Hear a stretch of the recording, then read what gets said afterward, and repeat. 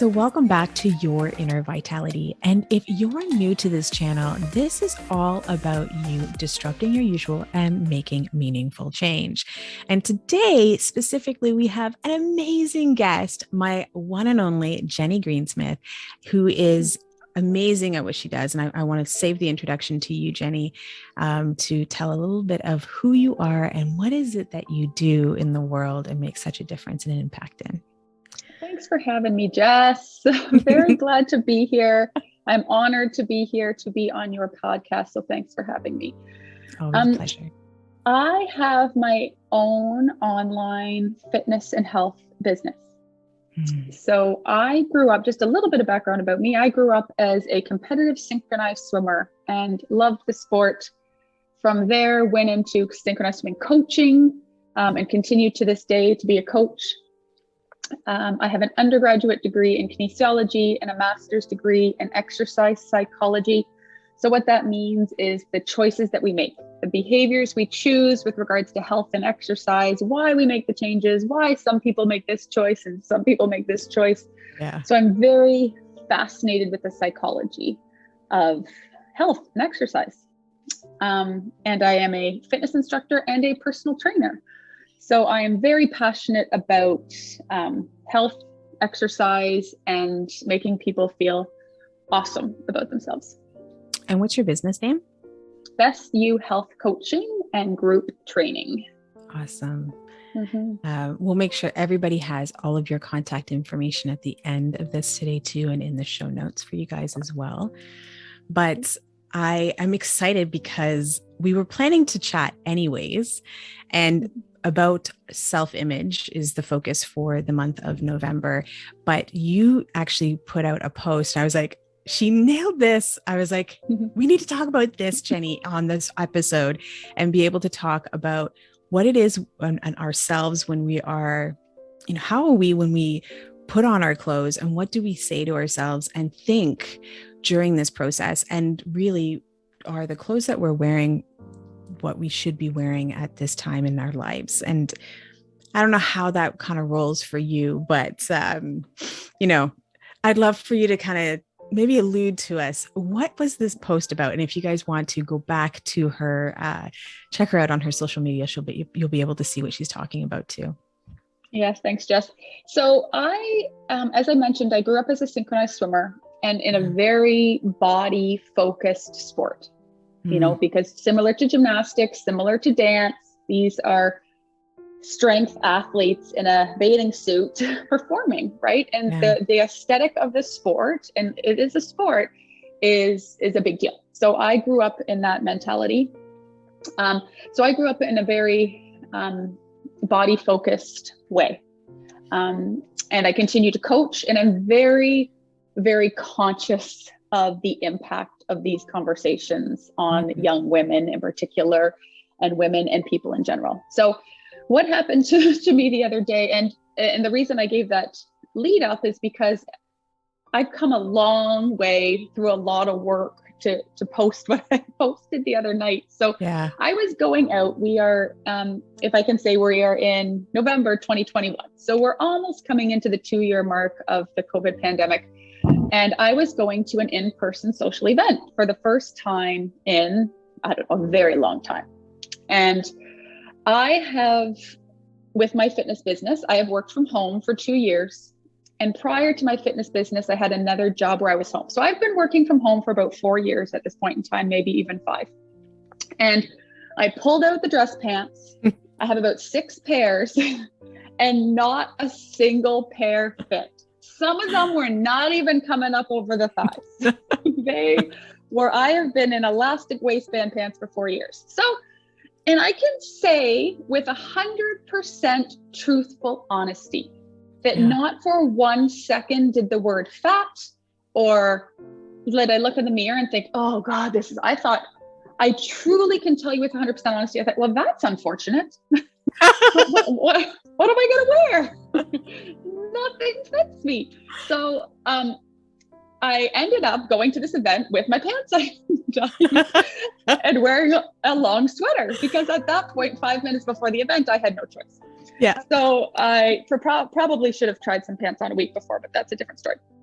So I went to the event with my pants undone and a long sweater over top, and I'm sure nobody noticed. But the thing that I wanted that really struck me is, and I know because I have these conversations every single day in my business. Yeah. That not many people can put their pants on and they don't fit and they feel okay with that. Mm-hmm. There isn't a moment of shame or guilt or, all the things that come along with that. Yeah. So that's the story, and that's what came about. And what I posted is, yes, that had happened. And what I would hope people could come to, and I'm, anybody, men, women, could come to this point where they could put their pants on and they didn't fit and they could be okay with that. But I say a but here. Being okay with that doesn't mean you don't have goals. Okay. It doesn't mean that you are just saying, okay, this is it. This is how I'm going to be for the rest of my life. And if that's where you are, that's fine. And if you're okay with that, but you may also have goals about where you want to take your body from a physical perspective. Yeah. Right. So you can be okay with your body and your pants not fitting and continue to have goals that you can work towards. Mm-hmm. And the big piece is, if you do not respect your body now, you're not going to just respect it when you hit a weight goal. It's not overnight that you shift and you're like, okay, this is awesome. I'm here. I'm done. Yeah. Right. So if you don't start that process now, when you get to that goal, you're still not going to be happy. Right. You have to find that happiness now. And there could be different or more happy when you get there. And we won't touch on this or I'll just keep talking, but what does perfect mean when you hit that goal, right? That's a whole other half an hour conversation, but so that was the point of my post there. Well, you nailed it when the post. And I think I was like, oh my goodness, like, Jenny, I love you so much. And I remember I even wrote that in the post, in the comments, because you are providing space to what other people are privately going through on a regular basis. You brought space to something that people privately are struggling with, and they won't necessarily say it. It may come out the odd time where you'd be like, oh my gosh, these pants are too tight, or, I hate the way this looks. But sometimes people don't even mention that. So then it really is a matter of, for us, where do we go from here? Because I do agree with you. I can think of my own world, and when I went through my ups and downs with my own weight and my own weight loss journey way back in the day. And my body image issues followed me even when I hit my goals. As soon as I hit my goals, well, I still had the flab. I had the overhang of this. I had all of these other things, and I never truly healed those while going through my goals. And I feel like you hit a spot when you just mentioned at the end about working about your here and now, and then bringing that newfound awareness and that learning, not perfectly, but bringing that with you along with your goals. I don't know if you can think of anything while I'm saying this, and you have any thoughts on this too. I do. I have lots of thoughts. One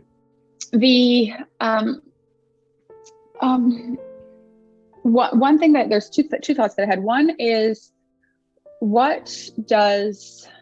I have a really hard time with the word. And as I grew up as a synchronized swimmer, once again, where perfect was the expectation of, the sport. What does perfect actually mean? I think we need to look that up in the dictionary. Right. And it's there. I'm sure there's a definition, but if you in your mind start thinking about your body and where you want to go, do you ever stop and say, wow, I'm done? I'm perfect.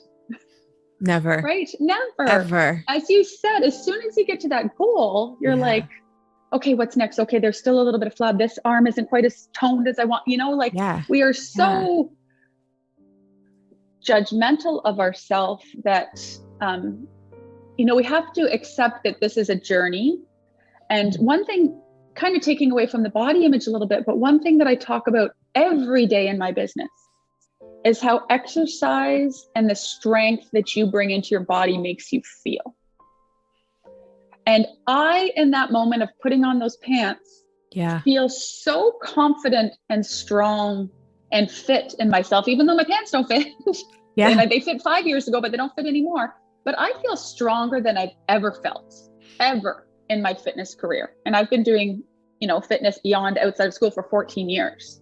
And it's because I am proud and I accept that this is my body and this is the way I'm going to look. And I like to exercise. I like to work hard and all of those things. But because I am proud of the work that I do. And, then I was like, okay, well, those pants that's unfortunate, but it is a real process for people to get there. And when you say, like, I have friends and have spoken to many people along the way that have garbage bags over their mirrors because they refuse to look at themselves in the mirror. It's that upsetting. And there are two behaviors. I'm going to speak mostly of shame here. I think it is the number one, let's say top 3 behaviors that push us in the opposite direction to which you want to go with regards to health. So as soon as you shame yourself or shame someone else in hopes of, quote, helping them, I shame you think you're perhaps helping, but shame is the worst in my coaching experience that one can put on oneself or one can put on someone else as you strive towards your goals. I see it in coaching all the time. There's always other people's worries or other people's struggles are more validated, that they shouldn't be thinking this way or that they shouldn't have this or that. And shame is really connected to a lot of our thinking patterns, not just the whole, how do my pants fit? Do I have to go to a party with, my button undone? It is really deeper on the inside component. That is the outer evidence of our world, but the inner part really is a big thing. But okay, so you mentioned, and this is where I think we need to go, is for any of our listeners out there today, for you that are listening to us today, what can we say to them to help them with starting this process? Because maybe they're new at this and shame is prominent. What would be a thing that you can think of that has helped maybe even some of your friends or your clients?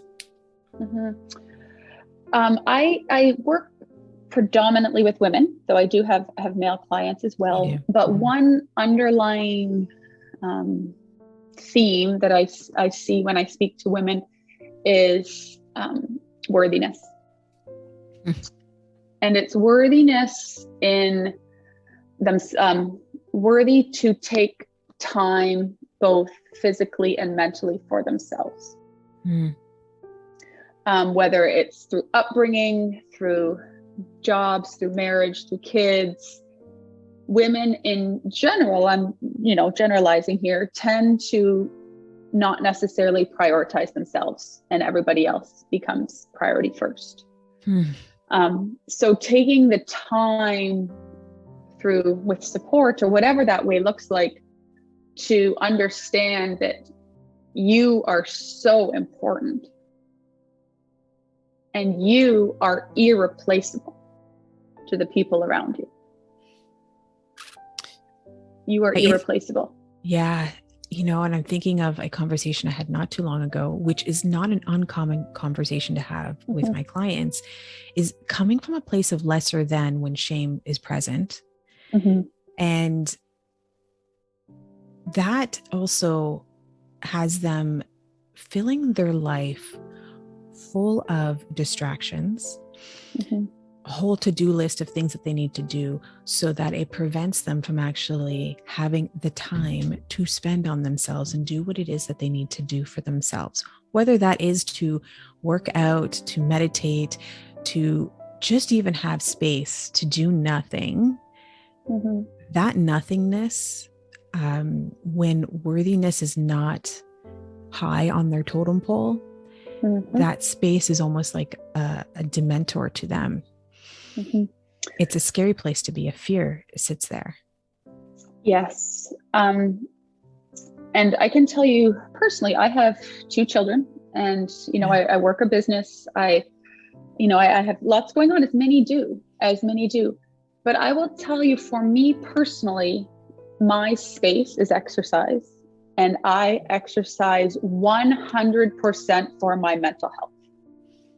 100% for my mental health. Do I enjoy feelings? Of course, the physical is fantastic too. But when my body has a need for exercise, it's from a mental health perspective. And in my home with my family and my husband and my children, for both my husband and I, exercise is a non-negotiable. Everything else other than the health of my children, right? Yeah. My exercise and my husband's exercise will trump. Simply and it's taken me some time to get there, right? Because things get dropped, the house or the chores or the email, whatever it is, the things that are calling our names. But for my space to manage my own mental health, and this all shame and all things come back down to mental health too, right? It's a non-negotiable. So what in your life needs to be a non-negotiable? And it takes a lot of work with the people that I work with, and it is not an overnight process to come to that space that whatever your thing is a non-negotiable for you. And there's 2 things I think that come to mind, which I've talked a lot of on this podcast, is boundaries. And then the next one is communication. And I've tapped into that several times on different episodes too, is those 2 things really come to mind when it comes to this. Is when we're creating new things in our lives, new boundaries and expectations, those can also be tested by people in our lives where they're used to maybe not having you take the time out to work out if this is a new thing that you're putting into your world. So that whole journey of communication is also super important, because you need to communicate with people what it is that you're needing, what that looks like for them. And you're going to have to also help condition those individuals during this process too. It's not going to be perfect. In fact, I don't know what your thoughts are. I feel like it's going to be messy, for the first little bit, but messy is okay. Messy means you're actually doing something and making progress. Right? Yep. So yes to all of those things. And then that leads to when you speak of those things, what comes to the forefront for me is behavior change, because that's what I coach, is behavior change. And changing your behaviors. And changing our behaviors is an extremely complex long time thing. Right. So behavior change, when you're trying to work through that whatever that behavior change is. I know we're speaking a little bit of exercise and body image here, but it is messy. And that's where there could be some discouragement. And then we get back to shame. We circle right back around to shame when we don't have that success with that behavior change. But if I can just drop it in there, because it's so important to me that when you are working through behavior change, exactly as you said, Jess, it's not a flip of a switch. It's not a flip of a switch. It's a process. And as you said, exactly the words you said, it's a little bit messy. But when you're working through that piece, you do need to be, patient with yourself, and you need some support. You need some, and in many cases, not always, but having some support to work through that behavior change is helpful. I think so too. And instantly I was thinking, because I heard you say self-image, because I know that's what we're focusing on. Mm-hmm. And the process, it's not always visible to other people or ourselves when we're going through these processes. And I think when it comes to self-image, yes, that's also what we may see on the outside, but the process and that self-image is also what we think of our insides and what's happening on the inside of our world too. Even more so than the outside. Self-image is 100% internal. Oh, tell me more. It's 100%. We get into body dysmorphia and all of those things that people, what that means is that people, when they look in the mirror, they don't see, like they see something different, right? Than, what is actually visible in the mirror. And that's not what we're going to talk about today. But all of these things that we're talking about, prioritizing yourself, realizing your worth, removing shame, all of those things are building you up, building your inner strength, building your inner confidence, right? And that's where body image comes from. Body image is complete, in my opinion. Very much how we see ourselves, how important we see ourselves, how strong, like we go on and on and on about that feeling. And that's what is seen, right? That's what we see when we look in the mirror. And the process of viewing your body in the mirror, and the first thing that comes to mind is not but that, or whatever. That's where we are today. Right? That's where we are today. And I do really want to reiterate, because there's lots out there about self-love of the body and all of those things, and there's a ton out there, and I very much appreciate and respect all of that. What I like to add to it as a fitness and health professional is that you can still have goals and still love where you are. It doesn't, and I know I said this at the beginning, it doesn't mean you have to love yourself and stay when deep down, perhaps you want to lose 15 pounds, and that might just make you feel better. Right. So you can still have body image and be proud and work towards what you see in the mirror, but continue to have goals that you're striving to as well. So the coaching philosophy through the training that I've done, they truly believe that we are creative, resourceful, and whole. And I it's like that's so deeply ingrained in me now through my training process, is that I don't feel that my clients that I'm chatting with are broken. They don't need to be fixed. And I think when you're speaking of what you're just mentioning there, it's like waiting until the better day. Tomorrow will be better. I will look better tomorrow. I will be fixed tomorrow. What if tomorrow never comes? And let's face it, how many times have we said to ourselves, tomorrow, or next year, by this time, by that time? We're living, we're wasting our lives away for a better future than what we are having right now, the gift of our present moment. The happiest we get to our present moment. What were you going to say there? We can kind of sorry. Yeah, just the happiest messages that I get are from clients that send me, a picture of themselves in a tank top, and they've refused to wear a tank top to date. And maybe they've lost a couple pounds, but maybe they haven't. Right? Yeah. But in that moment, they are not waiting to wear that tank top till they lose 10 pounds. Because once again, if you don't love yourself now, you're not going to love yourself 10 pounds from now.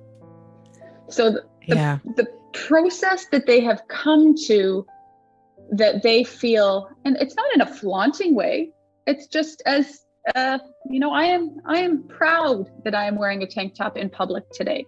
And I'm going to send you a picture because I feel so proud of myself, kind of thing. They'll send me a quick text or a quick message. But if it was as easy as I could give you a 1, 2, 3 solution right now on how to get to that place, then I would share it with the world. I would be like, this is how you do it. And this is how it happens. But it's a process, and it's so complex because our behaviors and our psychology are so complex. And every single person's experience is different. Yeah. But it does come down to that internal dialogue, as we talked about, that internal, what we view through our eyes. Yeah. Yeah. And I also think with the internal dialogue, if it's been on replay for so long, we don't even realize what we're saying to ourselves. Mm-hmm. And I think that is probably a space that I could probably recommend for anyone, is start creating new awareness, not from a place of judgment, but a place of curiosity, pure curiosity, of be like, what am I thinking at this very moment in time? What is being said? What is triggering this? And just really bringing new awareness to those moments, and then figuring out, do I like that moment and how I felt or what I've thought? And if it's not, then what could you replace it with? And practicing that. I remember even practicing my rewiring of my negative thoughts. I remember even just certain things, when you forget something, you walk into a room and you're like, why was I here? I don't remember. And then you leave and you come back and you're like, oh, Jess, you're so stupid. I would say those tiny little things, and I didn't realize, but it's those, they add up. Just like a pile of garbage, right? Tiny little things that seem insignificant, those things that you say to yourself, and that we really want to start working through, instead of saying, oh yeah, that was it. That's all you had to simply say, just like what you said in the mirror. And I think that was it, what did you say again? Like, oh heck, or oh darn, or something like that. Oh, that's unfortunate. Oh, that's unfortunate. That was it. Oh, that's unfortunate. Yes. And I so resonate with what you said, is it has to start with awareness. And, the very first conversation I have with clients when we talk about guilt and shame is I say, because it's not something you can tackle overnight, I just say, just start to listen for those cues when you're bringing shame onto yourself. Like, oh, I'm so fat. Oh, I missed my workout. Oh, I had a chocolate bar. Oh, like, I'm so bad. I had a chocolate bar. Oh, I'm so bad. I'm so weak. I'm so lazy. All of those things are words that you're putting on yourself, which again lead to shame. So starting that, the first step, I 100% agree with you, is start to listen to what those words are and be aware of them. Because if you're not aware of them, you can't, start to notice them. So start noticing those words. And I've talked about saboteurs in the past too, but I almost see shame as one of our saboteurs. And what that means to me is it's shame is out to play when it's trying to keep you safe from making change. But that isn't always what we need. However, that's what our body is saying. You know what? You need to stay this way forever, because we know what this is all about. We know what to expect. We know that, you're going to feel this way at this time. And that's okay, because we know how to deal with it. We've got coping mechanisms in place. But whether they're good coping mechanisms or not, we already know that shame isn't what we want to be the leader. But when you allow the saboteur to continue to play its games like this, then they become the actual leader in the group, where we want to pull that back, right? I think that's fascinating, in the perspective that you bring. And the other piece too, when we start to notice shame, is notice the shame being brought upon us by others. Is another really important component. And whether that's purposeful or a thought of help. There's one thing to notice our own self-talk and our own shame, but also being aware of those around us and those that are bringing shame onto us. They will not necessarily be helpful pieces in the journey towards, really accepting and understanding and all of those pieces. And sometimes it's done purposefully, as I said, and sometimes it's not. But just another piece to be aware of for those that surround us in our life. Because that can be brought on externally for sure. So when I'm thinking of body image, it's not just only our relationships we'll say body image, but self-image. It's not only our relationships with ourselves, but it's also the relationships we have with others. And I use serving a lot, but how is that relationship serving us? Yes. Yeah.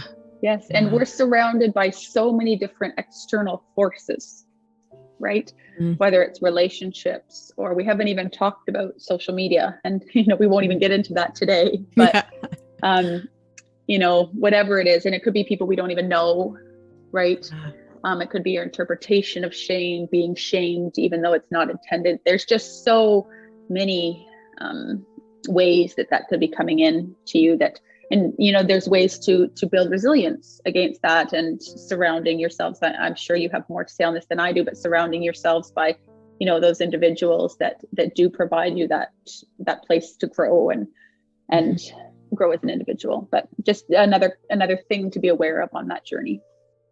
I think with that awareness too, when you're talking about that, is what you allow space for in your life will manifest. So it's, we have to be really cognizant of that, is if people are not serving us in a wholesome, healthy way, or the environment or the stimuli, then we need to start reconsidering what those are for us. And maybe that's the whole idea of boundaries. We may not be able to fully get rid of the environment, the person, or whatever it is, but you can put those boundaries in place.